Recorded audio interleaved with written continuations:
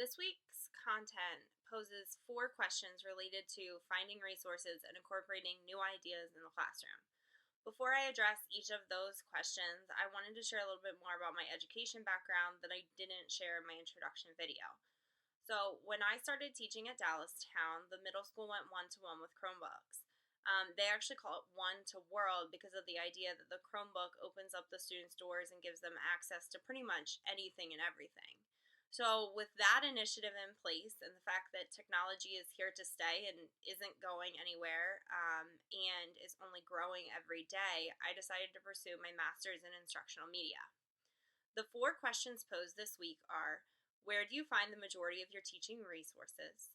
Who do you look to for support and research for new ideas? Do you follow any particular blogs? And if so, please share. And what challenges do you face as you try to incorporate new ideas and research with your students?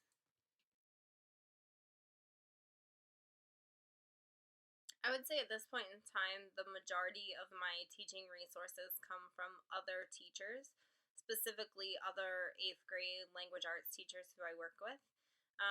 When I'm planning, I'll also search Google, maybe look at Pinterest or Teachers Pay Teachers, and just kind of use whatever comes up and whatever's there. I taught for a year and then switched schools.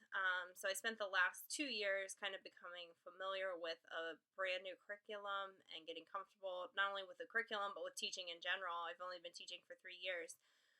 So I know that I don't use all of my options out there. And I'm almost embarrassed to say it that I don't look for resources as much as I probably should. And I know I probably spend way too much time creating things from scratch. So I think it's something that I always sort of have as a goal in mind. Like, I get ideas from grad class, and I know there's tons of free webinars out there, and I could follow Twitter, and there's so many more things I could do that I don't do right now. As cliche as it might sound, a lot of my new ideas right now come from grad class. And when I do have ideas, whether they have come from a class or they're from my mind always running, you know how teachers are. We think in the shower, we think on our way to school, we think at lunchtime, we think while we're eating dinner. Like, our minds never shut off. Um, the first thing that I do when I have an idea is I turn to my colleagues. I'm blessed to work with an amazing group of educators who I can brainstorm with and share ideas, and they always provide feedback and ways to make something work or something to try. I could talk for hours probably about ideas that I've had or that I've tried or that I am trying. And kind of where they've come from, whether they were from a class or a professional development or whatever it was, a colleague, my head, and what that has turned into. For example, this fall, 2 of my colleagues and I are implementing a modified version of writing workshop to try and make it work for our students. This again goes back to that sort of embarrassment of not utilizing all of my resources. I don't follow any blogs. I'll occasionally come across a blog or an article if I'm scrolling through Pinterest, which I tend to do, and I might read something, and that might, get me to hyperlink off of there into something else, and I may kind of just mess around, but I don't follow anything.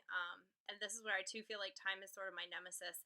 I spend 2 hours a day just driving, 1 hour to school, 1 hour home. And then just the time at school when you throw in grading or planning or emailing parents or whatever else you have to do outside of school, and then household things, making dinner, cleaning, all of that. I'm exhausted by the end of the day, and I don't even have kids yet. So, no, I don't follow any blogs. Time is definitely number one. Time to plan and implement. I know I often feel overwhelmed with the amount of content that has to be covered and the monumental task that is entrusted to us as we have to prepare students for life after high school and in the 21st century. And then another big challenge I face is just sort of a culture. And I don't know if this is the age of the students that I teach, or if this is across the board. I only have that sort of eighth grade viewpoint. But I notice that my students can sometimes be very lazy and unmotivated, even when it's something that is engaging and in their interest and um, very authentic.